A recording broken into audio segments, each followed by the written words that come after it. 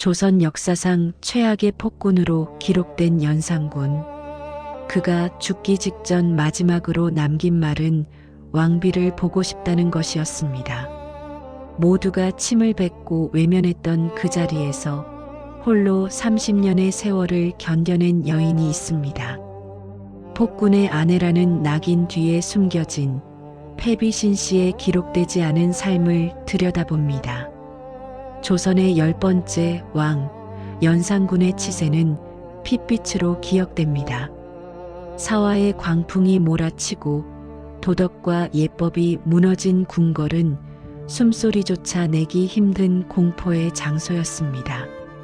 하지만 그 폭풍의 중심에서 가장 가까이 그러나 가장 조용하게 자리를 지킨 인물이 있었습니다. 바로 연산의 비 거창 신씨입니다. 신씨는 영의정 신승선의 딸로 태어나 세자빈으로 간택되었습니다. 그녀가 마주한 조선 왕실은 겉으로는 화려했으나 속으로는 모자, 간의 비극과 권력의 암투가 썩어 들어가던 곳이었습니다. 연산의 광기가 깨어나기 전 신씨는 그저 한 남자의 아내이자 한 나라의 국무로서 평온한 앞날을 꿈꿨을지도 모릅니다. 그러나 역사는 그녀에게 평범한 삶을 허락하지 않았습니다. 왕이 기행을 일삼고 신료들을 참살할 때 기록은 신씨의 행보를 어질고 덕이 있었다고 짧게 적고 있습니다. 남편의 폭정을 멈추게 할 힘은 없었으나 그녀는 그 미쳐가는 세월을 묵묵히 견디며 왕실의 마지막 품위를 붙잡고 있었습니다. 성종의 뒤를 이어 왕위에 오른 연산군, 그리고 그 곁에 선 왕비신 씨. 기록에 따르면 그녀는 성품이 온화하고 조용하여 궁 안의 사람들에게 존경을 받았다고 전해집니다. 하지만 그녀가 마주한 왕의 침소는 매일 밤 피비린내와 울음소리로 가득했습니다. 연산의 광기가 서서히 깨어나기 시작했을 때 신씨는 분노하는 왕의 앞을 가로막을 수 있는 유일한 사람이었습니다. 모두가 왕의 눈치를 보며 엎드릴 때 그녀는 무릎을 꿇고 눈물로 호소했습니다. 전하, 이 일은 옳지 않사옵니다. 그녀의 목소리는 비록 작았으나 그 안에는 무너져가는 한 남자에 대한 연민과 국모로서의 책임감이 섞여 있었습니다. 기록은 전합니다. 폭군이라 불린 연산조차 신씨의 조언에는 잠시나마 분노를 가라앉혔고 그녀를 함부로 대하지 못했다고 말입니다. 그녀에게 궁궐은 화려한 보금자리가 아닌 매일같이 남편의 죄업을 대신 짊어져야 하는 거대한 감옥과 같았습니다. 어린 자녀들을 품에 안고 문 밖에서 들려오는 처형의 소리를 들으며 그녀는 어떤 기도를 올렸을까요? 폭군의 아내라는 이름은 그녀에게 권력이 아닌 평생을 두고 갚아야 할 무거운 부채였습니다. 역사는 그녀를 방관자로 기억할지 모르나 그 어둠의 시대에 신씨는 유일하게 인간의 온기를 간직하려 애썼던 그림자였습니다. 조선왕 조실록의 수만 가지 기록 중에서도 패비 신씨에 대한 평가는 기이할 정도로 일관됩니다. 사관들은 폭군 연산군을 향해 잔인하고 패륜적이다라는 서슬퍼런 비판을 쏟아내면서도 그의 아내였던 신씨에게만큼은 현숙하고 어지럽다는 짧지만 강렬한 문장을 남겼습니다. 만약 그녀가 왕의 광기에 동조했거나 권력을 이용해 사리사욕을 채웠다면 역사는 그녀를 장녹수와 같은 요녀의 반열에 올렸을 것입니다. 하지만 그녀는 달랐습니다. 그녀의 어지럽다는 평가는 사실 그녀가 감내해야 했던 지옥 같은 삶의 다른 이름이기도 했습니다. 연산군이 무오사화와 갑자사화를 일으키며 궁궐을 피로 물들일 때 신씨는 과연 무엇을 할 수 있었을까요? 그녀는 왕의 광기를 멈추기 위해 밤마다 정한 수를 떠놓고 빌었을 것이며 날이 밝으면 서슬퍼런 왕의 앞에 나아가 목숨을 걸고 간청했습니다. 실록에는 연산군이 신씨를 매우 공경하고 두려워했다는 기록이 남아 있습니다. 천하의 폭군이 두려워했던 것은 칼날이 아니라 자신을 끝까지 사람으로 대우하며 눈물로 호소하던 아내의 맑은 눈빛이었을지도 모릅니다. 하지만 여러분, 생각해 보십시오. 남편이 사람들을 죽여나가는 소리가 담장을 넘어 들려올 때 그 아내의 심장은 어떠했겠습니까? 그녀가 받은 현숙하다는 평가는 사실 수천 번의 비명을 삼키고 수만 번의 눈물을 안으로 사겨낸 결과물입니다. 그녀는 남편의 죄를 자신의 죄로 여겼습니다. 연산군이 궁궐로 전국의 미녀들을 불러 모아 흥청거릴 때도 그녀는 왕비로서의 질투보다 무너져가는 한 남자의 영혼에 대한 연민으로 가슴을 쳤습니다. 역사는 그녀를 폭군의 아내라는 한 문장으로 정의하지만 그 이면에는 홀로 감당하기엔 너무나 무거웠던 국모의 책임감이 서려 있습니다. 그녀는 연산군이 버린 인간성을 대신 짊어진 채 궁궐이라는 거대한 감옥에서 가장 고독한 수감자로 살았습니다.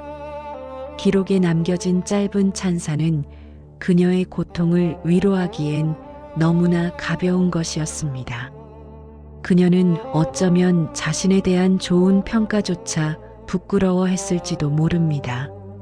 남편의 손에 묻은 피가 자신의 치맛자락에도 묻어 있다고 믿었기 때문입니다. 중종 반정의 서막이 올랐을 때 그녀는 이미 예감하고 있었을 것입니다.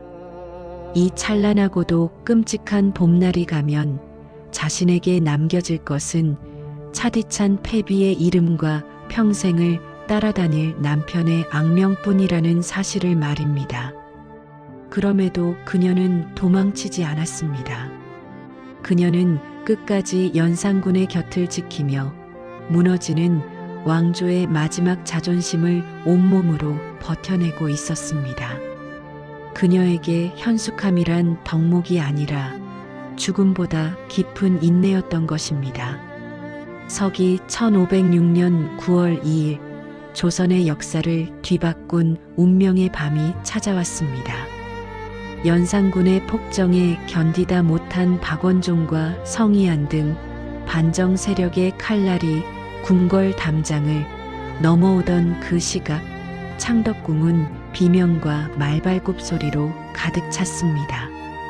모두가 살 길을 찾아 흩어지고 어제의 충신들이 앞다투어 새 왕에게 머리를 조아릴 때 패비 신씨는 남편인 연산군의 곁을 끝까지 지키고 있었습니다. 여러분, 상상해 보십시오. 남편은 12년 동안 조선을 공포로 몰아넣었던 절대 권력자였습니다. 그러나 그날 밤 신씨가 마주한 남편은 천하를 호령하던 왕이 아니라 공포에 질려 떨고 있는 초라한 한 남자일 뿐이었습니다. 신씨는 그를 원망할 수도 있었습니다. 그의 기행 때문에 자신의 친정 식구들이 죽어나갔고 자신의 명예는 땅에 떨어졌으며 이제는 자식들의 생명조차 위협받는 처지가 되었으니까요. 하지만 신씨는 그를 밀어내지 않았습니다. 오히려 그 무너져 내리는 남편의 손을 잡으며 마지막까지 국모로서의 품위를 잃지 않았습니다. 반정군이 궁에 들이닥쳐 왕을 폐위한다는 교지를 내밀었을 때 신씨는 울부짖거나 비굴하게 목숨을 구걸하지 않았습니다. 그녀는 이미 이 모든 것이 남편의 업보이며 동시에 자신의 짐임을 알고 있었기 때문입니다. 기록에는 나오지 않는 그 밤의 진실은 무엇일까요? 숨겨진 해석에 따르면 신 씨는 반정군 앞에서 오히려 담담하게 물었다고 합니다. 왕의 목숨만은 보존해 줄 수 있겠는가? 그녀가 지키려 했던 것은 화려한 왕비의 왕관이 아니었습니다. 그것은 한때 자신의 지압이었던 사람의 최소한의 인간적 존엄이었습니다. 그녀는 패비가 되어 궁 밖으로 쫓겨나는 순간에도 고개를 숙이지 않았습니다. 수천 명의 궁녀와 내관들이 썰물처럼 빠져나간 텅 빈 궁궐 그 차디찬 바닥에 홀로 남겨진 자식들을 바라보며 그녀는 무슨 생각을 했을까요? 그녀는 폭군의 아내라는 이유로 세상의 모든 비난을 감내해야 했습니다. 반정의 공신들은 그녀의 어진 성품을 알았기에 죽음만은 면해주었으나 그것은 자비라기보다 산채로 겪어야 할 더 큰 지옥의 시작이었습니다. 궁을 나서는 신 씨의 뒤편으로 새로운 왕, 중종의 만세 소리가 들려왔습니다. 세상은 바뀌었고 어둠은 거쳤다고 사람들은 환호했습니다. 하지만 신 씨에게 그날의 여명은 세상에서 가장 차가운 빛이었습니다. 자식들과 생이별을 하고 남편은 강화도 교동으로 유배를 떠나는 길 위에서 신 씨는 조선 역사상 가장 처절한 패비의 길을 걷기 시작합니다. 그녀가 그 밤 지키려 했던 것은 권력이 아니라 무너진 인간의 도리였습니다. 그리고 그 대가는 너무나도 가혹했습니다. 궁궐의 화려한 단청 아래 살던 국모 신 씨가 마주한 현실은 차디찬 흙바닥이었습니다. 중종 반정 직후 그녀는 패비가 되어 사저로 쫓겨났습니다. 하지만 그녀의 고통은 거기서 끝이 아니었습니다. 눈에 넣어도 아프지 않을 자식들은 부모의 죄를 대신 지고 죽임을 당하거나 유배되었고 지아비인 연산군은 강화도 교동의 좁은 위리안치지에 갇혔습니다. 위리안치란 집 주위의 가시 울타리를 높게 쳐서 외부와의 소통을 완전히 차단하는 가장 가혹한 유배 형벌이었습니다. 한때 만백성의 어머니라 불렸던 여인은 이제 작은 방 한 칸에 갇혀 강화도 쪽에서 불어오는 바람 소리에 귀를 기울였습니다.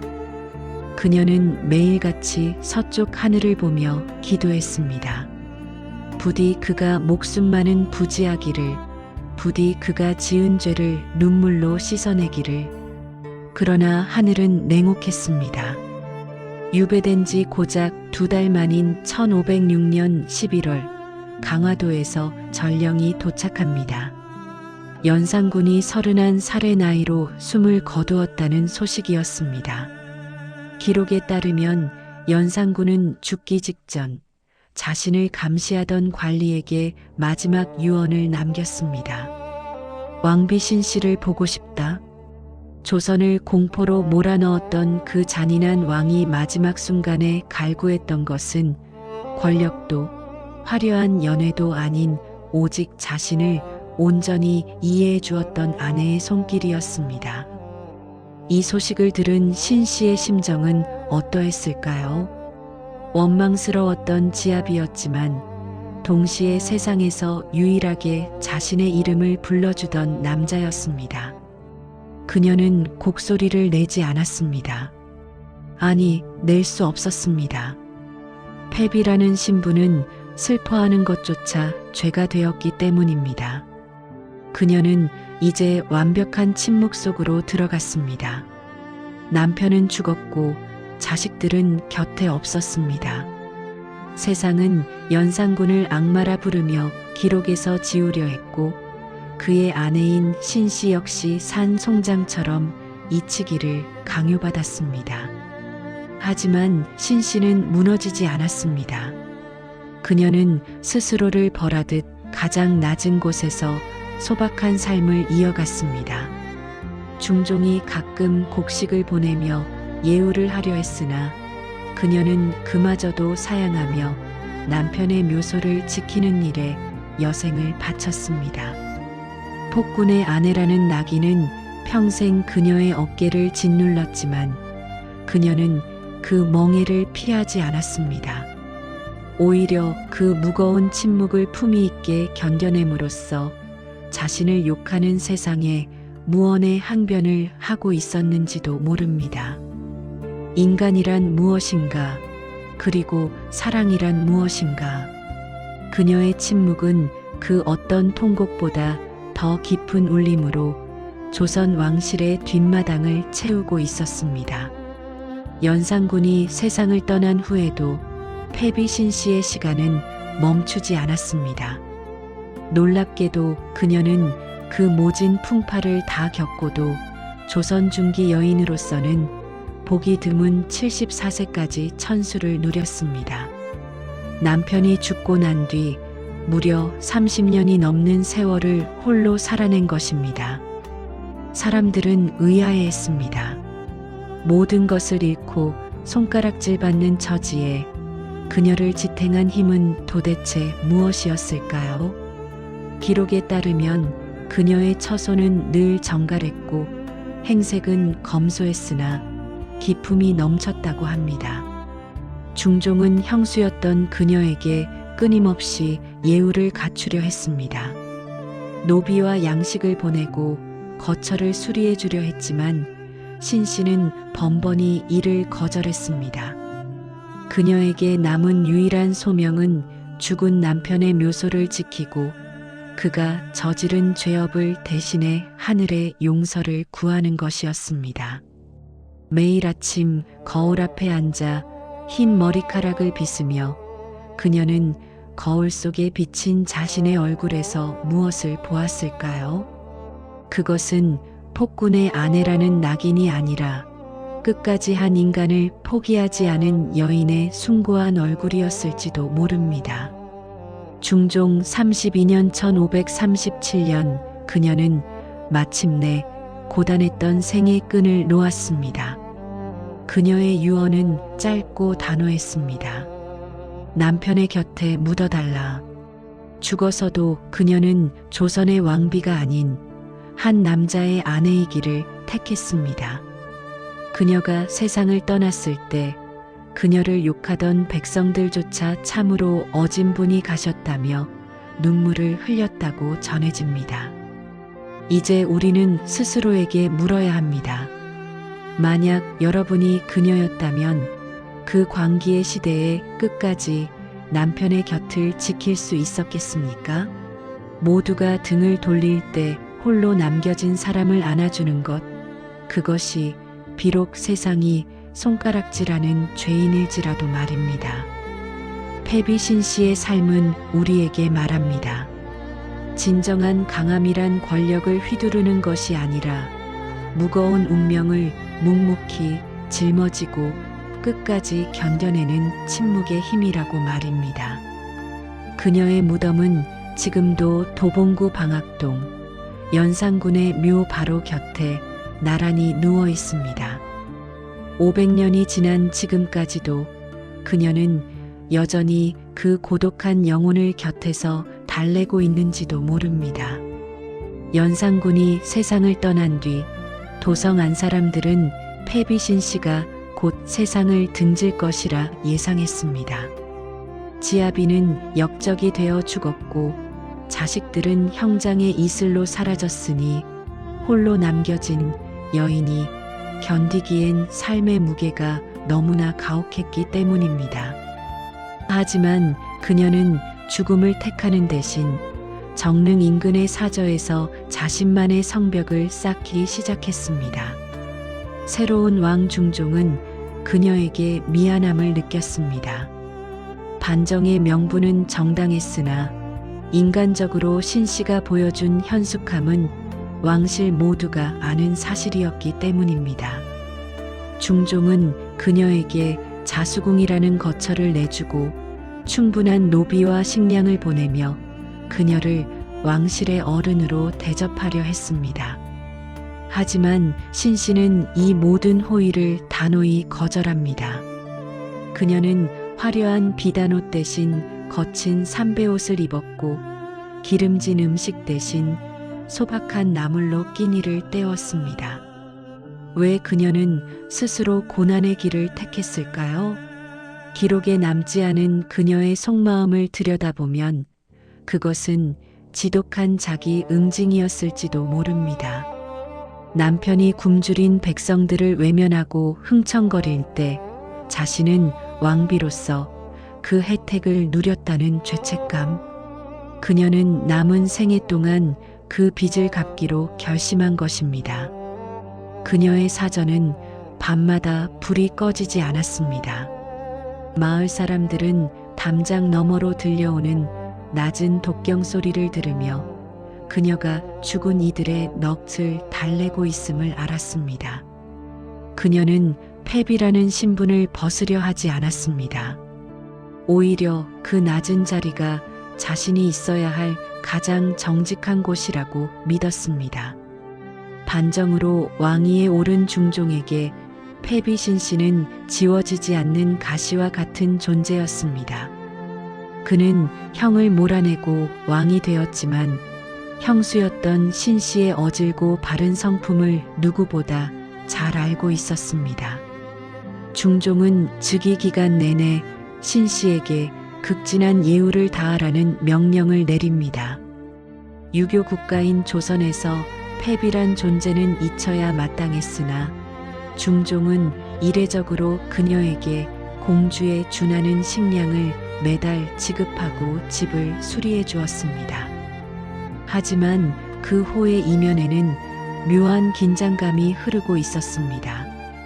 반정 공신들은 패비 신씨가 살아있는 것만으로도 반정의 정당성이 훼손될까 두려워했습니다. 폭군의 아내를 어찌 이토록 대우하십니까? 라는 상소가 빗발칠 때마다 중종은 침묵으로 그녀를 지켰습니다. 어느 날 중종은 조심스럽게 전교를 내립니다. 그녀를 다시 궁 근처로 불러들여 보살피겠다는 뜻이었습니다. 그것은 패비라는 낙인을 지워주겠다는 왕의 마지막 자비였습니다. 그러나 신씨의 대답은 차갑고도 단호했습니다. 죄인의 아내가 어찌 다시 대궐의 은혜를 입겠습니까? 그녀는 왕이 보내온 비단과 곡식을 대문 밖에 쌓아두고 손도 대지 않았습니다. 그녀의 거절은 중종에 대한 원망이 아니었습니다. 그것은 죽은 남편이 저지른 참혹한 역사를 잊지 않겠다는 무서운 자기 선언이었습니다. 그녀는 스스로를 세상과 격리함으로써 연산의 시대가 남긴 상처를 온몸으로 기억하고자 했습니다.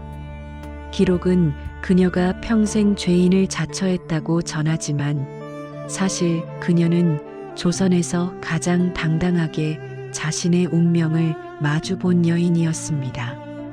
왕의 자비조차 거두게 만든 그녀의 서슬 퍼런 기품은 화려한 궁궐의 그 어떤 권위보다 무거웠습니다. 흔히들 역사는 승자의 기록이라 말합니다. 하지만 그 승리라는 화려한 이름 뒤에서 가장 처참하게 부서진 것은 한 여인의 어머니라는 이름이었습니다. 연산군이 폐위되던 날 신씨는 남편을 잃었을 뿐만 아니라 자신의 몸으로 낳은 아이들과도 생이별을 해야 했습니다. 폐세자 황을 비롯한 4명의 아들은 반정군에 의해 사사되었고 딸인 휘신공주 역시 남편과 이혼당하며 가문이 풍비박산 났습니다. 어머니로서 자식의 죽음을 지켜보지도 못하고 그 시신조차 거두지 못했던 그 밤의 통곡을 누가 감히 짐작이나 할 수 있겠습니까? 신씨는 홀로 남겨진 30년의 세월 동안 문득문득 들려오는 아이들의 웃음소리에 잠을 설쳤을 것입니다. 기록에 따르면 신씨는 평생 아이들의 제삿날이 되면 식음을 전폐하고 방 안에서 나오지 않았다고 전해집니다. 그녀가 입은 흰 소복은 단순한 패비의 옷이 아니라 먼저 떠나보낸 자식들을 향한 평생의 상복이었습니다. 그녀는 가끔 꿈속에서 아이들을 만났을지도 모릅니다. 피냄새 진동하던 궁궐이 아니라 평범한 사가에서 태어났더라면 겪지 않았을 그 참혹한 운명. 그녀는 자신의 복 중에 아이들을 품었던 시간을 원망했을까요? 아니면 그 짧았던 행복에 감사했을까요? 세상은 그녀의 남편을 괴물이라 불렀지만 그녀에게 그는 아이들의 아버지였고 아이들은 죄 없는 희생자일 뿐이었습니다. 신 씨는 그 모든 원망과 슬픔을 밖으로 내뱉지 않았습니다. 대신 그 슬픔을 안으로 사귀고 또 사겨 단단한 사리처럼 품고 살았습니다. 그녀의 침묵은 자식들을 지켜주지 못한 못난 어미의 속죄였고 동시에 무자비한 권력의 비정함에 대한 가장 조용한 항거였습니다. 인간으로서 누릴 수 있는 모든 온기를 박탈당한 채 그녀는 오직 기억 속의 아이들과 대화하며 그 긴 겨울 같은 세월을 버텼습니다. 이제 그녀에게 남은 것은 오직 하나, 죽음이라는 이름의 재회뿐이었습니다. 중종 32년 유난히 바람이 차던 초겨울의 어느 날 30년 넘게 굳게 닫혀있던 정릉동 사저의 문이 비로소 열렸습니다. 그 안에는 조선의 가장 영광스러운 순간과 가장 비참한 추락을 모두 목격했던 여인 패비신 씨가 평온한 얼굴로 마지막 숨을 거두어 있었습니다. 향년 74세. 폭군의 아내로 살았던 12년보다 패비로 홀로 버틴 31년의 세월이 훨씬 길었습니다. 그녀의 죽음은 화려한 국장도 요란한 애도도 없었으나 도성의 백성들은 그 집 앞을 지나며 나지막이 고개를 숙였습니다. 그녀가 남긴 마지막 유언은 오직 하나였습니다. 나를 왕의 옆에 묻어달라. 이 짧은 한마디는 당시 조정에 큰 파문을 일으켰습니다. 연산군은 종묘에도 오르지 못한 죄인이었고 그녀는 폐위된 여인이었습니다. 하지만 그녀의 끈질기고도 숭고한 삶의 태도는 끝내 완고한 대신들의 마음을 움직였습니다. 마침내 그녀의 운구는 도성을 지나 북한산 자락 아래 남편 연산군이 누워있는 양주 해등초년 도봉구 방학동으로 향했습니다. 500년이 지난 지금 그곳을 가보신 적이 있습니까? 수많은 왕릉이 거대한 위용을 자랑하며 역사 속에 우뚝 서 있지만 연산군과 신씨의 묘는 작고 초라한 묘의 형식을 띠고 있습니다. 하지만 그곳에는 다른 왕릉에서는 볼 수 없는 기묘한 평온함이 흐릅니다. 평생을 광기와 공포 속에서 살았던 남자, 그리고 그 남자의 죄업을 온몸으로 껴안고 살았던 여자. 신씨는 죽어서야 비로소 유배지에서 자신을 부르던 남편의 목소리에 답할 수 있었습니다. 우리는 흔히 사랑을 찬란한 축복이라 말합니다. 하지만 패비신 씨가 보여준 사랑은 저주까지도 함께 짊어지는 것이었습니다. 모두가 돌을 던질 때 그 돌을 대신 맞으며 남편의 인간성을 끝까지 포기하지 않았던 그녀의 삶은 오늘날 우리에게 묻습니다. 당신은 누군가의 가장 어두운 밑바닥까지 사랑할 수 있는가? 당신은 세상의 비난 속에서도 자신이 선택한 운명을 끝까지 책임질 수 있는가? 그녀는 역사 속에서 승리자가 되지 못했습니다. 하지만 그녀는 침묵으로 권력을 이겼고 인내로 시간을 이겼습니다. 500년 전에 그 차가운 겨울바람은 멈췄지만 연산군 묘역의 소나무 숲에서는 여전히 그녀의 낮은 숨소리가 들리는 듯합니다. 폭군의 아내라는 낙인보다 끝까지 곁을 지킨 사람이라는 이름이 더 어울리는 여인.